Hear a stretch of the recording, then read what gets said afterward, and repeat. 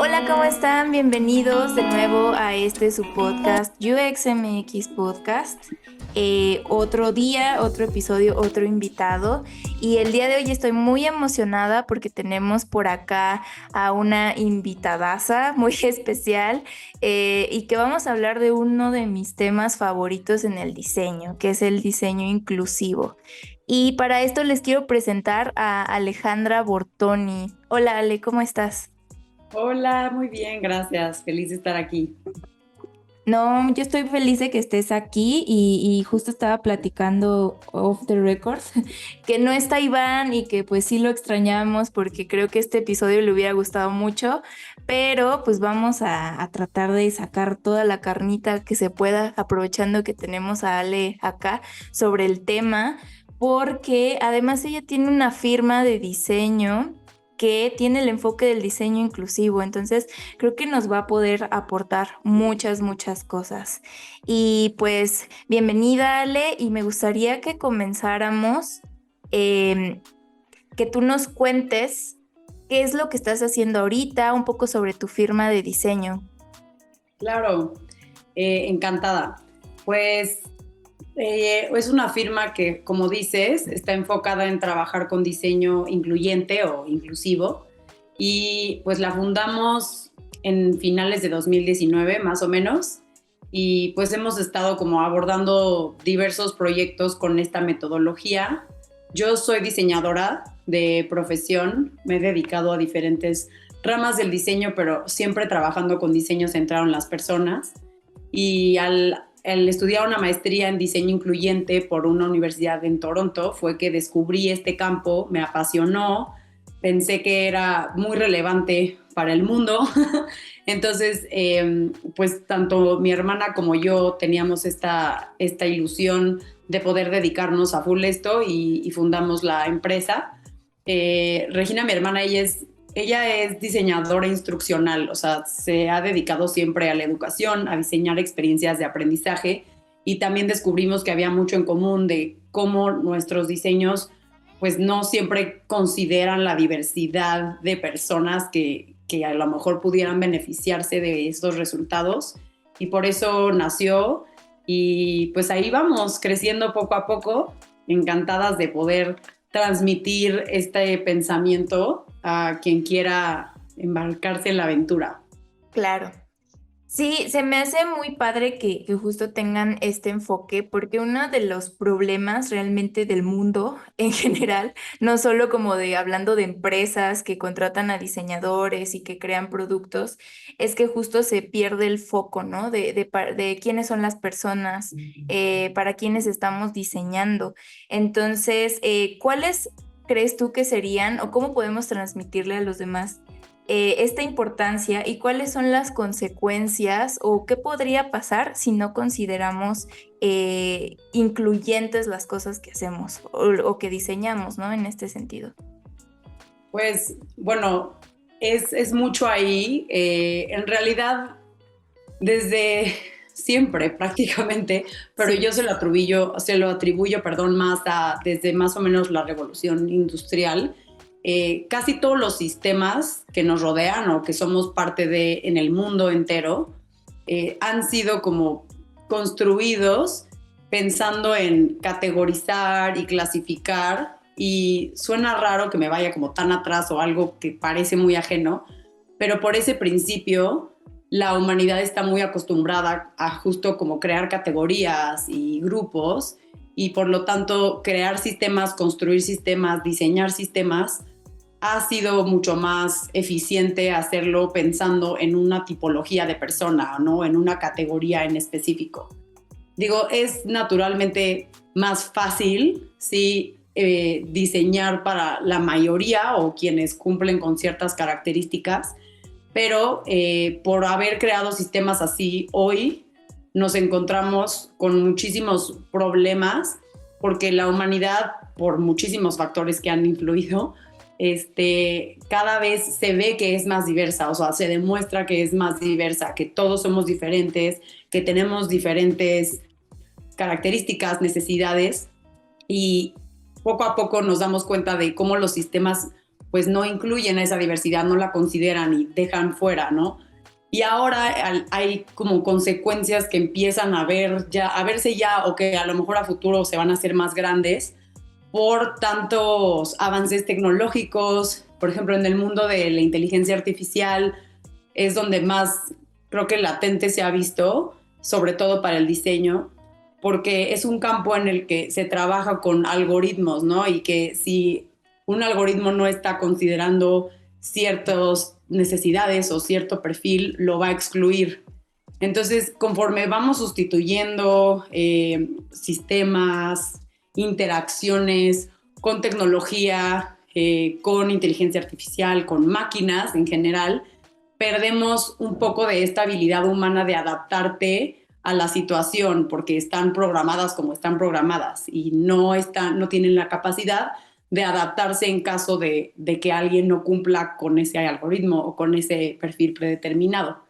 Y también es verdad, ya esto ya es como más científico, pero entre más vivimos, que cada vez el ser humano sobrevive más, pues en realidad vivimos, pero sobrevivimos más años adoptando ciertas características que nos sacan de ese perfil, ¿no?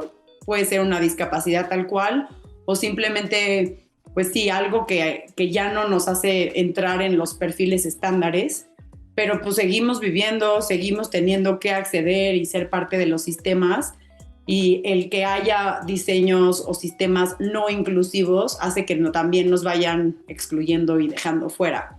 Entonces, como que al final sí se va perdiendo el poder abordar o atender a la mayoría de la población, porque la mayoría ya es diversa, o sea, ya todos tienen distintas necesidades.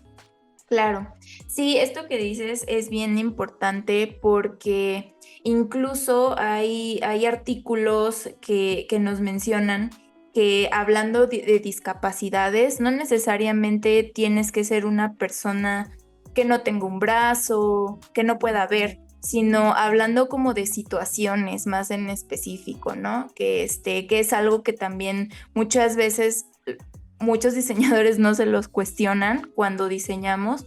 O sea, ¿qué pasaría si esto estuviera una persona manejando y tuviera que usar mi producto? O sea, ¿cómo lo usaría? Estamos, digamos, discriminando estas situaciones alrededor de lo que significa ser humano, ¿no? Y también me gusta mucho esto de, pues a lo mejor yo ahorita, digo, yo no veo bien, no soy el mejor caso, ¿no? Pero hay personas que conforme van creciendo y van envejeciendo, su vista se deteriora. Y esto pues también es un problema, ¿no? Y entonces, ¿qué estamos haciendo para esos casos?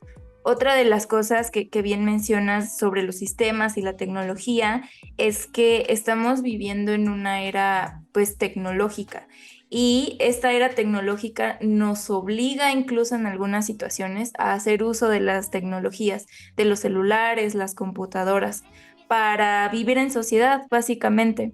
Entonces, algo muy cierto es que estamos haciendo si la misma sociedad obliga a las personas a usar nuestros productos, cómo nosotros les estamos habilitando esa entrada, ¿no? O cómo se las estamos deshabilitando. Entonces creo que sí hay mucha razón en este sentido. Totalmente. También digo, en México y quizás Latinoamérica todavía seguimos en esa como carrera de poder digitalizar, poder crear más como optimizaciones en los servicios para que gracias a el mundo digital y los dispositivos la gente tenga más acceso a, pero no es aún exclusivo que puedas recibir cierto servicio o cosas a las que tienes derecho si no tienes un dispositivo. Todavía como que hay cierta ahí Sí. como gap, ¿no? Pero hay otros países en donde ya es indispensable. O sea, y para temas de ser ciudadano, o sea, trámites gubernamentales muy básicos, hay muchos países en donde si tú no cuentas con una computadora o acceso a internet, prácticamente ya no puedes pues, recibir cosas a las que tienes derecho, desde tu identificación, datos personales o cualquier servicio público. Entonces, como decía, creo que el mundo ahora es más importante que nunca que considere todas estas necesidades, que no todo el mundo es igual, que no todo el mundo tiene acceso a o como, ¿cómo se dice? Las mismas capacidades o formas de usar las cosas y tendrían que estar pensando más en diseñar para la diversidad. Claro, siento que también esto se resume al contexto, ¿no? Y el contexto incluye personas, culturas, lugares, situaciones, y es algo como tan medular del diseño que a veces como que parece, como que no hace sentido que se esté como omitiendo esa parte tan importante, ¿no? Claro. Muy bien. Oye, Ale, y cuéntame, ¿cómo es que te empezaste a interesar durante tu carrera específicamente al diseño inclusivo? Pues como te dije, estudié una maestría en diseño incluyente en OCAD, una universidad que está en Canadá. Y afortunadamente es una maestría que busca ser lo más inclusiva posible. Entonces no tenía que mudarme a Canadá durante los 2 años. Y eso me permitió hacer los proyectos de la maestría en México, que es lo que yo quería, ¿no? Porque al final quería poner en práctica lo que aprendiera en mi país.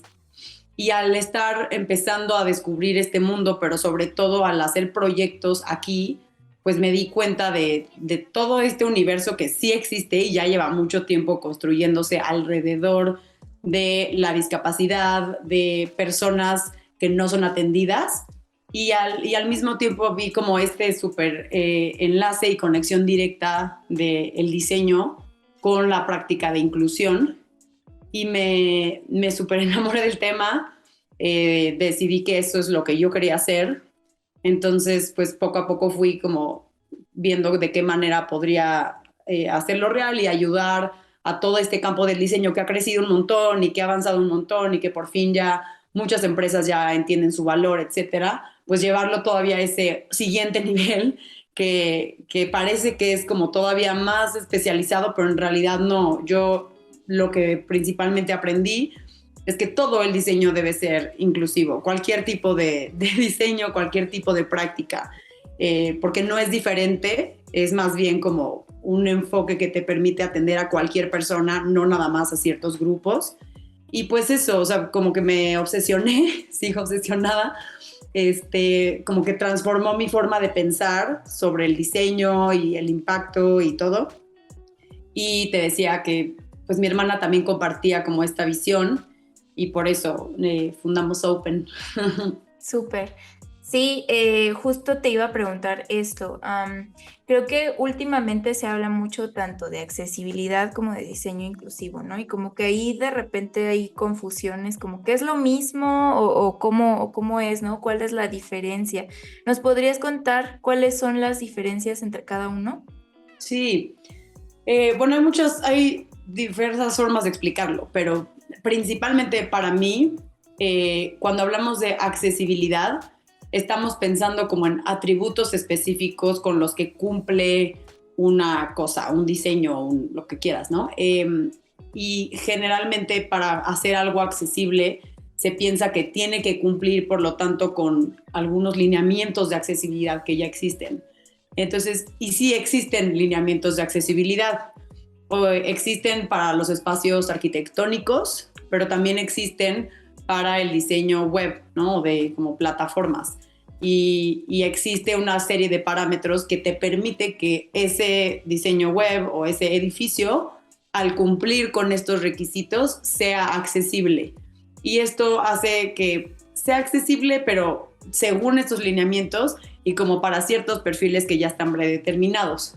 En cambio, el diseño incluyente no habla de cumplir con ciertos requisitos, no está buscando tener ciertos atributos que ya con eso lo hagan accesible, sino que piensa en cómo incluir a diferentes personas. Es como mucho más directo desde la persona, con la persona, cómo ver que cada persona pueda tener no solo acceso, sino la misma experiencia que cualquier persona, que todas las personas puedan tener esa experiencia equitativa y por lo tanto se vuelve más un diseño uno a uno, ¿no? Como cómo adapto que este diseño le funcione a una persona, ahora a esta otra persona, también a esta otra. Y no solamente cumplir con una lista con la que medio abarque lo más que pueda. Entonces ahí está, digo, ambas tienen un impacto gigante, ¿no? Por supuesto, pero son como formas de trabajar distintas, una cumpliendo y otra empezando desde la persona y diseñando para ella. Claro, justo. Ahora te iba a preguntar, am, como que estos términos de diseño inclusivo en algunos lugares podrían llegar a causar como, pero para qué hago eso, ¿no? ¿Para qué invierto en eso? ¿Cuál va a ser el retorno de inversión? ¿Qué valor me va a dar a mí como negocio? En este caso, ¿cuáles son los argumentos que nosotros como diseñadores pudiéramos usar para decir, oye, esto es necesario por tal cosa, ¿no? Y parte del fundamental, como bien lo dices, del proceso de diseño, es que podamos visualizar, tratar de comprender todo lo que pasa afuera y no nada más en un grupo reducido de usuarios, porque justo nosotros tenemos nuestras herramientas como los arquetipos y cosas que son como ya muy establecidas, muy cerradas, ¿no? Y en esos arquetipos muchas veces no se incluyen este tipo de cosas. Entonces, ¿cómo podríamos generar nosotros esas herramientas, argumentos para poder llevar el diseño inclusivo a la mesa de conversación con clientes? Pues mira, gran pregunta. Creo que me he topado con, con muchas barreras y creo que todavía no tengo el catálogo completo de argumentos, pero Sí, porque también como que cada foro lo ve distinto, ¿no? O cada stakeholder a lo mejor sale con otro tema. Pero hasta ahorita, para mí el principal es que no es como diseño más diseño inclusivo o una u otra. Para mí es que al final si ya están invirtiendo en diseño, ese diseño debe de ser inclusivo. ¿Por qué? Porque ya es la misma inversión y el resultado es mucho mejor. ¿Cómo es mucho mejor? Se va a adaptar a muchísimos más casos de uso, a más tipos de clientes, si lo quieres ver desde negocio, y porque no estamos hablando solo como de perfiles que tengan alguna discapacidad y que a lo mejor las personas siguen creyendo que son parte de una minoría, sino que en realidad están hablando de todas las personas que o ya son sus clientes o son sus clientes potenciales y que, como tú decías al inicio, viven en ciertos escenarios y circunstancias que los pueden llevar a tener barreras con un diseño que está pensado para solo algunos o solo ciertos perfiles. Entonces, el argumento principal es como, no te va a costar nada más, no debería costarte más. Ya estás invirtiendo en eso porque ya te convenciste de que es importante cuidar la experiencia de las personas, pues vamos a hacer exactamente lo mismo, pero los resultados van a ser aún mejores. También es verdad que cuando trabajas con diseño incluyente parece un poco más retador, pero si no hay reto, no hay innovación. Entonces, claro. es como parte de lo que te empuja a llegar a resultados todavía más disruptivos, mucho más interesantes, también más sostenibles a la larga, porque el diseño incluyente te permite pensar que las cosas siempre van a estar cambiando, siempre va a haber alguien nuevo o una circunstancia nueva que incluir.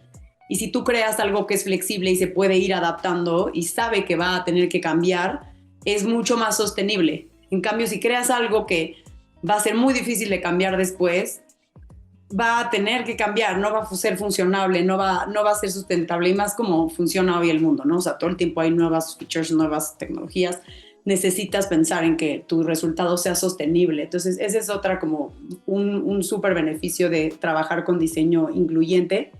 Y pues de ahí en fuera, todos los argumentos que se podrían dar alrededor de cómo en realidad está conformada la sociedad. Para mí ya ni siquiera existen en realidad las minorías. O sea, si las contaras dirías es que ya son tantas que en realidad son todos. Entonces, a ver, sí suena como complicado poder diseñar para todos, porque justo todo mundo es muy diferente, pero el diseño incluyente mágicamente sí te permite de verdad contemplar a personas que nunca se te hubiera ocurrido, pero que al contemplarlas abarcar a mucho más tipos de uso, a muchas más personas.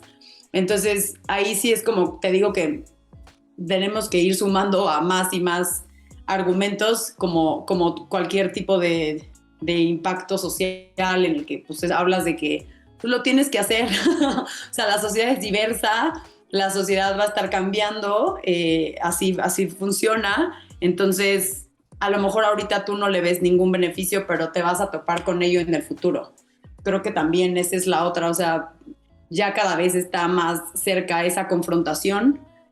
A lo mejor no tanto en diseño o en UX, aún no, pero piensa en inclusión laboral, por ejemplo, en otro tipo de campos, ya la sociedad lo demanda, ¿no? Demanda que haya inclusión. Algunos lugares están más avanzados en otros, ¿verdad? En algunos seguimos con equidad de género, pero va hacia allá. O sea, la sociedad lo va a demandar y pues tendrías que estar como preparado para eso también. Claro.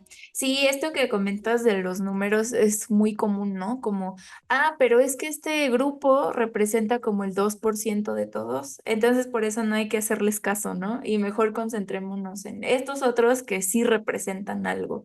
Entonces, justo como que se trata de seguir más lo cuanti, más allá de lo quali, ¿no? Y creo que es algo como muy común, pero este tema, sobre todo de diseño inclusivo, sí, creo que, como comentas, tiene todavía barreras, pero sí hay avances, y tan avances que existen firmas como la tuya, que cada vez hay más espacios para conversarlo, a lo mejor no tanto en el aspecto de negocio, pero sí en la comunidad de diseño, que somos parte de la responsabilidad de todo esto, de cómo podemos impulsarlo.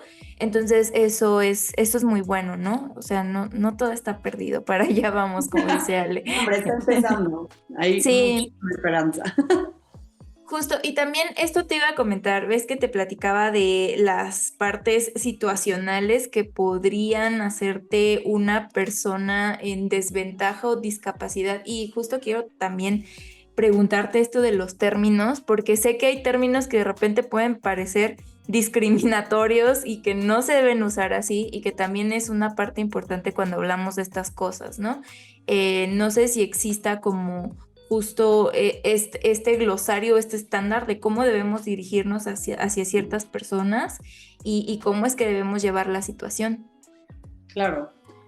Aquí en México se utiliza correctamente el término como personas con discapacidad y siempre es muy fácil, o sea, siempre porque empieza porque son personas, antes que nada, o sea, son personas, pero tienen una discapacidad. No utilizamos el término discapacitados porque ya está como englobando a antes de persona, es una, o sea, la discapacidad va antes, pues, y eso es incorrecto. Pero es verdad que, pues, también como históricamente esto no era tan, no se hablaba tanto ni se trabajaba tanto, entonces yo he conocido personas con discapacidad que no tienen problema por llamándose con su discapacidad. Por ejemplo, personas con discapacidad visual que no tienen problemas si les llamas ciego o ciega. Pero el término correcto es persona con discapacidad. No capacidades diferentes, porque no tienen capacidades diferentes, no discapacitados, como dije, y no otras que son mucho peores, pero mejor me las ahorro. Sí. Lo correcto es decir personas con discapacidad. Claro. Y esto también, lo de la situación, y yo duro y duro con la situación. No, claro, sí, Pero es justo importantísimo. porque, por ejemplo, a veces llega a pasar que te lastimas, ¿no? Y que no te puedes mover. Entonces, eso te convierte en una persona con discapacidad también, ¿no? Sí, mira, eso es verdad, o sea, hay en el mundo de la discapacidad y la inclusión se le llama discapacidad como temporal, cuando a lo mejor tal cual estás viviendo lo que vive una persona con discapacidad, pero solo temporalmente, no permanentemente. Pero también esta definición de discapacidad, creo que hay como varias formas de verla. A mí, que desde el campo de diseño me gusta ser muy radical, es todos tenemos una discapacidad cuando no podemos utilizar algo, ¿no? Cuando yo no tengo la capacidad de usar algo que no debería estar en mí, está en ese algo que yo quiero utilizar, estoy viviendo o experimentando una discapacidad. Entonces todos la vivimos en diferentes momentos, circunstancias. Claro. No necesariamente porque te lastimes y entonces vivas como alguien que tiene discapacidad motriz, sino que cualquier cosa, o sea, cualquier como, por ejemplo, yo ahorita estoy embarazada. Desde ahí te vienen como bastantes síntomas que hacen que a lo mejor parece ser temporal, pero circunstancialmente no puedo utilizar ciertas cosas. Pero también si eres una persona que, no sé, no tiene mucha familiaridad con algún tipo de dispositivo y no lo puedes utilizar en ese momento porque no encuentras cómo, para mí eso es experimentar lo que es la discapacidad. Entonces todos la vivimos y la llegamos a tener. La clave está en que eso no está en ti como persona usuaria, sino que está en ese diseño y en ese objeto. Claro. Él o esa cosa es la que debería de romper con eso y no crear discapacidad para las personas. Súper, sí, excelente. Ahora, quiero preguntarte, em, ¿qué necesitamos para diseñar de manera inclusiva? ¿Hay alguna metodología, algunas herramientas que podamos usar durante el proceso de diseño? Claro, el diseño incluyente es como tal una metodología. Es similar a el diseño centrado en las personas, pero sí tiene como ciertas características que la hacen diferente. Y algunas de ellas, y creo que empezaré por las más prácticas, tienen que ver con, primero, cuando llegas a hacer investigación, llegas a involucrar a personas a estudiarlas o a querer hacer ese levantamiento, tratar de pensar en una muestra lo más diversa posible. ¿Por qué? Porque estamos acostumbrados a enfocarnos, justo como decías, ¿no? En alguna como persona o algún arquetipo, y entonces solo dirigirte a personas que cumplen con cierto perfil, pero se nos olvida que hay muchas otras que a lo mejor también quieren ser parte de la experiencia, también cumplen con el perfil, pero tienen alguna otra característica que las hace diferentes. Esas personas son a las que quieres tener. Entonces, concentrarte en crear una muestra diversa, aventarte a hacerlo, no vas a dejar de atender a quienes ya atiendes, simplemente estás agregando otras perspectivas distintas a tu muestra. Eso te da mucho más riqueza. De nuevo, lo hace más complejo o parece ser un poco más complejo o retador, pero desde esas, si tú te encargas de tomar en cuenta y considerar esas características o esas diferencias y te enfocas y diseñas para ellas, ya estás practicando el diseño incluyente, ya vas a buscar un diseño mucho más adaptable e inclusivo. Otra muy importante, y este es más como un principio, es el siempre recordar que no estás necesariamente diseñando para, que es a lo que estamos acostumbrados a como diseñadores, pensar que nosotros al final vamos a tener la solución para las personas. Sí vamos a empatizar, sí vamos a entender qué necesitan, pero nosotros somos como los creadores, personas creativas que llegan a la solución. Y en el diseño incluyente eso como que puede llegar a ser un poco delicado, porque es verdad que así han sido construidos todos los sistemas. Todos los sistemas han sido pensados por un grupo de personas para el resto. Y lo ideal es que esas personas tomen la decisión con quien está creando y tomando la decisión final. Y de esa manera es mucho más colaborativo y te aseguras de que verdaderamente está siendo inclusivo. Muchas veces lo que tú creías que iba a funcionar al final no era lo más funcional, o sea, la persona tiene la respuesta. Entonces, eso, involucrar a las personas, a codiseñar, o sea, diseñar con ellas durante todo el proceso, a veces es difícil porque es un proceso largo y hay muchas etapas, pero tratar de involucrarlas en la mayoría de las etapas, en lo más que se pueda, sobre todo hacia el final, ¿no? O sea, que ellas sean parte de la toma de decisión, de que al final vaya a quedar ese diseño de esa manera, eso es indispensable para asegurarte que estás haciendo un diseño inclusivo y reconocer que tú no vas a tener la respuesta, que tú solo eres una persona que está facilitando, que está buscando y aportando con creatividad, pero que como la decisión final la tiene la persona que va a usarlo, ¿no? O beneficiarse de. Entonces, esos son Ok. como algunos que creo que ya con eso ya es bastante. Sí. Pero bueno, hay un montón de tips, o sea, toda esta parte de repetirte constantemente que un solo tamaño no va a poder encajar para todos, vas a tener que hacer uno para cada persona. Entonces, esto que te Claro. decía de ver cómo podría adaptarse a nuevos usos en el futuro, aunque ahorita no, poco a poco ir viendo cómo puede adaptarse ese diseño a nuevas personas. Sí, creo que es como dices, ¿no? O sea, suena bastante complejo, pero se me ocurre con todo esto que estás comentando, eh, alguna práctica tal vez podría ser como tomar de referencia que las personas son diversas, o sea, de punto de inicio, y entonces tratar de co-crear con esas personas diversas, ¿no? Y no nada más como delimitar el perfil tanto, tanto, tanto que dejemos de fuera todas las características que no estamos contemplando. Y eso creo que sí es un buen reto, porque justo como dices, ¿no? O sea, lo ideal sería que estuviéramos acá con las personas, co-creando todo el tiempo que sea necesario hasta que tenga mi producto, servicio final, pero pues también no disponemos del tiempo de la gente, ¿no? Pero sí se me hace como muy bueno esto que comentas y es verdad, o sea, no podemos encasillar a una persona en que solo su género, dónde vive, qué hace y se acabó, ¿no? Porque hay muchos otros matices alrededor que no sabemos, o sea, no sabemos incluso si padece una enfermedad, no sabemos si a lo mejor no come carne, es vegana, tiene una ideología distinta, o sea, esas cosas está súper bueno como englobarlas en la diversidad y cómo podemos diseñar con esas personas diversas de la mano, ¿no? Sí, creo que ahí yo diría que el chiste es empezar por esas diferencias, no descartarlas, empezar por ahí. Sí, Porque a veces lo hacemos, o sea, si estamos haciendo análisis, nos fijamos solo en los patrones, en las similitudes, o si pensamos en universos de mercado que hay que atender, de nuevo, solo nos enfocamos en lo que va a ser, lo que tienen en común.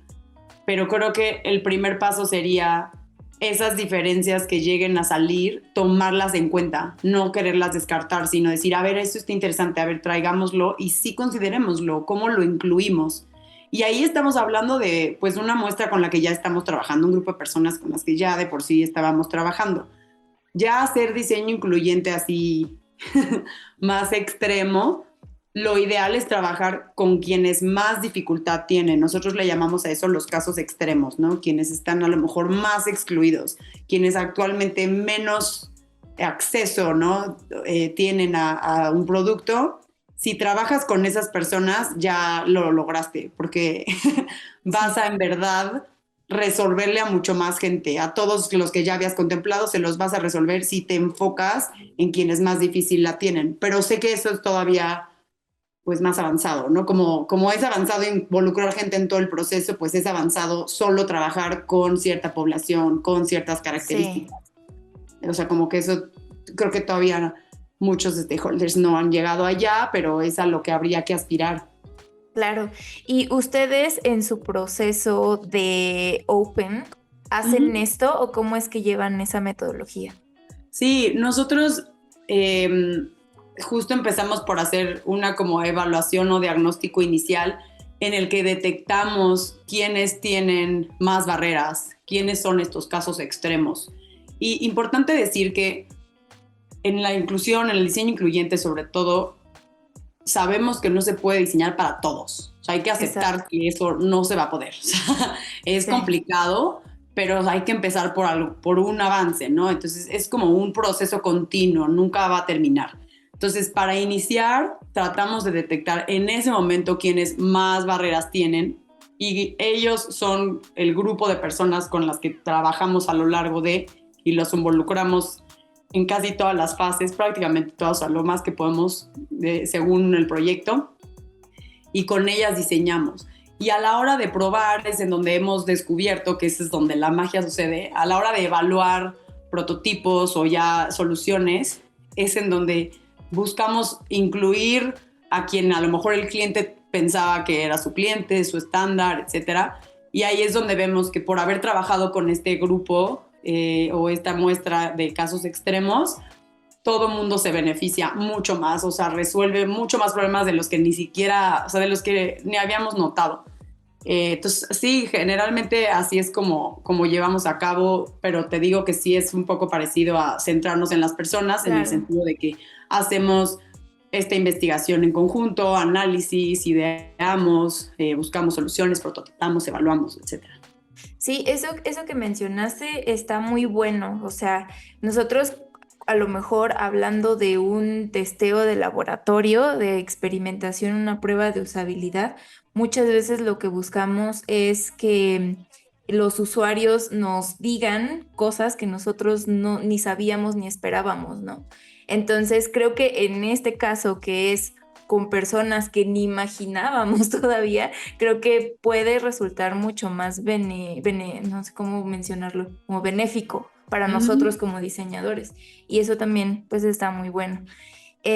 Ahora, Ale, sé que ahí en Open trabajan con muchos clientes y tienen muchos casos, ¿no? Entonces, no sé si quieras compartirnos alguna experiencia grata que te hayas llevado de este proceso.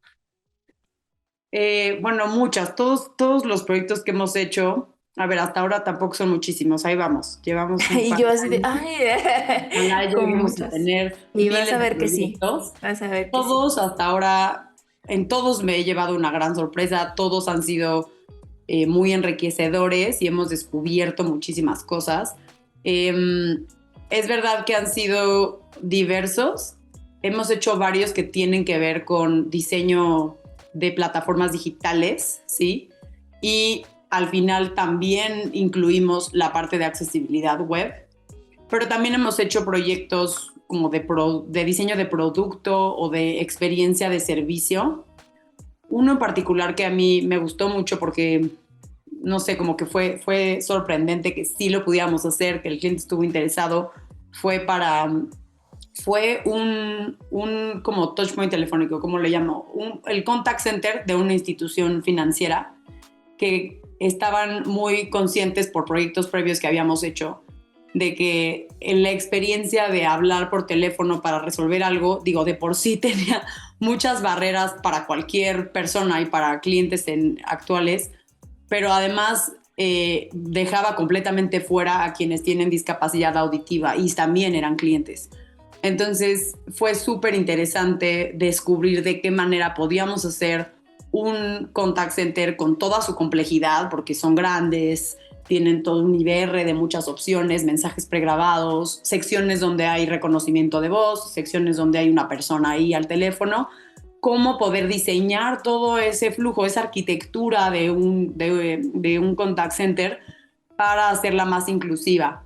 Creo que ese es de los que más, pues sí, o sea, me ha sorprendido, ha sido interesante, eh, mucho por el interés del cliente y también por todo lo que salió de ideas que podíamos implementar con las personas, que a nosotros jamás no se nos hubieran ocurrido, ¿no?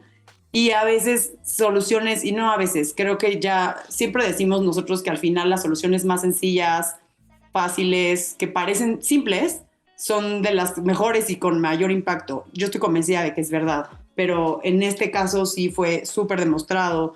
Eran ajustes pequeños. Uno piensa que al hacer diseño inclusivo, al tratar de meter el tema de accesibilidad, hay que rehacer, hay que invertir un dineral, hay que volver a construir, ¿no? Y en verdad, con esta metodología y en este proyecto en particular, fue clarísimo cómo pequeñas acciones hacían una diferencia gigante en la experiencia de todos los clientes. Entonces, ese lo disfruté mucho. Súper.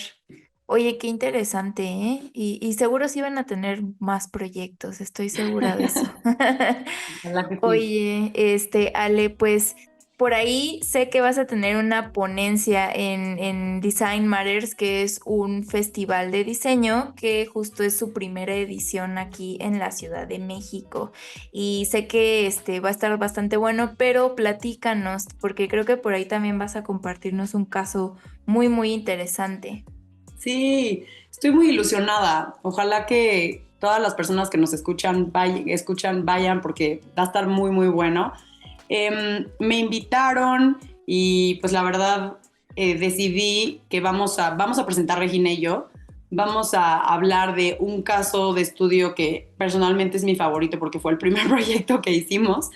lo hicimos para el Museo de la Ciudad de México, el Museo de Cultura Ambiental, de Historia Natural y Cultura Ambiental, el uno que está en Chapultepec.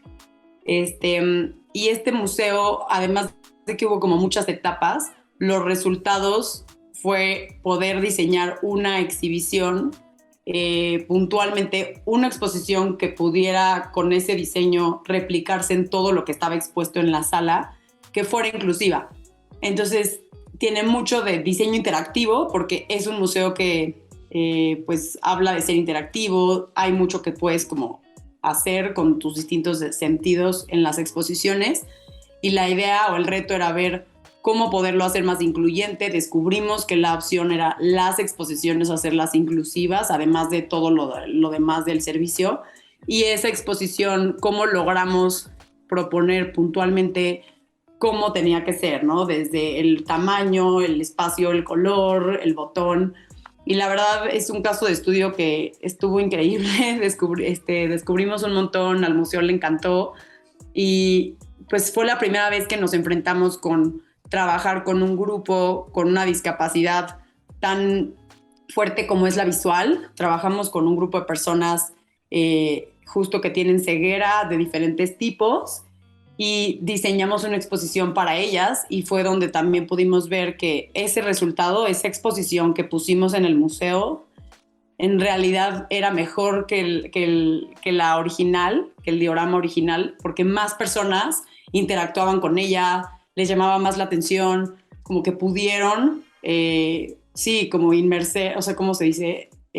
Sumergirse. Introducirse más en el tema, entender, aprender de lo que la exposición les quería decir. Entonces vamos a platicar de la historia, qué es lo que hicimos. Hicimos un workshop con muchísimas personas que no ven. En fin, estuvo increíble, Qué y les vamos a interesante. contar todos los detalles y secretos, que creo que por eso me emociona, porque hay un montón de Sí, cosas que oye, sucedieron que nunca le he contado a nadie. Entonces eso va a estar divertido. muy bien. Oye, ¿y cuánto se tardaron en este proyecto?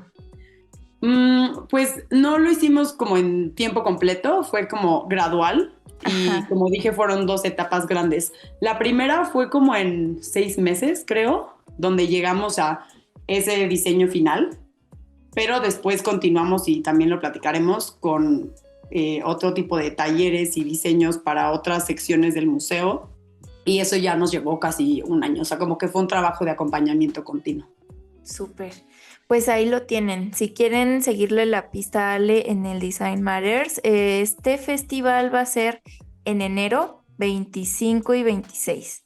Entonces, los tickets ya están disponibles en su página.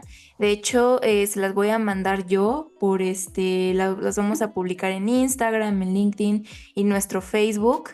Y pues van a haber varias actividades, workshops, va a estar la conferencia de Ale. Por ahí vi que vas a estar con tu hermana, ¿no? ¿O no? Ay, yo Sí, así sí, como, sí. sí, sí, sí. Sí, las Entonces va a dos estar vamos ahí a Ale con su platicar. hermana, entonces pues seguro va a estar súper bueno y nos van a contar toda esta experiencia. Entonces, esténse atentos porque vamos a estar publicando bastante sobre este festival. Y pues muchas gracias, Ale, por compartirnos que también vas a estar allá y que te podemos seguir la pista. Un poco ya para ir cerrando, algunos consejos que nos puedas dar, herramientas, libros, recursos a los diseñadores que nos interesa este tema de diseño inclusivo, y no nada más a los que les interesa, ¿no? Sino en general, porque como sabemos es una parte medular del diseño y no debemos tomarla por aparte, ¿no? Claro. Entonces, pues eso, ¿qué nos puedes compartir? Pues bueno, además les traigo como algunos títulos que pueden leer, pero creo que hacia nivel personal, un gran consejo que tengo es pues invitar a todas las personas que nos escuchan a tratar de reflexionar un poco más sobre qué los hace o las hace privilegiadas, y que también creían que era verdad, y a lo mejor con esta conversación, con escuchar inclusión, con entender que la gente es diferente, van a ir teniendo que cambiar de mentalidad. ¿Por qué digo esto? Porque yo por lo menos he sido cada vez más consciente pues de cómo especialmente en México, existe una cultura todavía de mucha segregación, división. El tema en particular de discapacidad, pues se ve muy retrógradamente, se ve como muy segregador, de ver a grupos de personas con discapacidad como gente que necesita algo específico y especial y que no son parte de, son distintas. Creo que mi mensaje es: démonos cuenta y reflexionemos de todos los privilegios que tenemos, pero además lo diferentes que somos todas y todos, y como todas y todos deberíamos de ser parte de, no importa nuestras características, nuestros antecedentes, de dónde venimos, cualquier tipo de característica que nos distinga, esa debe ser más bien bienvenida, ¿no? Y atendida. Y creo que eso empieza ni siquiera en el diseño, eso ya es más adelante, pero desde cómo somos ciudadanas y ciudadanos y cómo nos comportamos y cómo convivimos, pues aceptar esas diferencias y sí, tratar de darnos cuenta de cómo todas de verdad somos seres humanos y tenemos derecho a lo mismo. Entonces, esa Claro. sería la primera, que creo que es una reflexión de por vida Sí, y que tenemos que estarnos como repitiendo y reinventando cómo pensamos. Creo que además está en nosotros, ¿no? El cómo piensen las siguientes generaciones está en nosotros, así como pensamos por nuestros antepasados, ¿no? Y les traje 3 libritos que son mis favoritos. 2 que no son específicamente de diseño, pero ayudan justo a entender esta parte de la diversidad y el poder que tiene. Uno se llama The End of Average, lo escribió Todd Rose, o sea, el fin de los promedios. Creo que en español sí está, ya lo he revisado. Y como subtítulo dice How we succeed in a world that values sameness. Cómo podemos sobrevivir en un mundo en el que valora las similitudes. Y habla de cómo la gente promedio no existe una persona promedio, todos somos diferentes. Me encanta. súper. Otro muy padre se llama, lo tengo aquí, se llama The Difference y habla de el poder de la diversidad, cómo crea mejores grupos, firmas, escuelas y sociedades. Lo escribió Scott E. Page. Para esto todos estos libros los pueden ver en nuestra cuenta de Open Inclusive Design. Ahí están todos los recursos. Pero The Difference habla como científicamente, tampoco es de diseño, y en muchos campos se ha demostrado que los grupos diversos son mucho mejores. Y el último sí es de diseño, habla de cómo justo Si la quieres, muéstralo inclusión sí, para que lo veamos. moldea habla de cómo la inclusión moldea el diseño. Se llama Mismatch, How Inclusion Shapes Design. Este es bastante conocido, lo escribió Kat Holmes, que trabaja en Google y habla de más específicamente del diseño incluyente, algunos principios y cómo ir cambiando esta mentalidad en el campo de diseño. Ok. ¿Dónde los conseguiste, Ale? ¿Los podemos conseguir por Amazon? Sí, en Amazon. Súper. Sí, creo que un par fue como en Google Reads, por ahí ya llegué a dónde los podía comprar, pero sí. Increíble. Igual luego me los mandas para ponerlos por Sí. ahí en el post, ¿vale? Claro que sí. Y pues ahí tienen algo con lo que quieras concluir, Ale, que creo que ya nos diste un buen de conclusiones y reflexiones muy padres para llevarnos. Pues no, ojalá le entren a esto porque está muy divertido.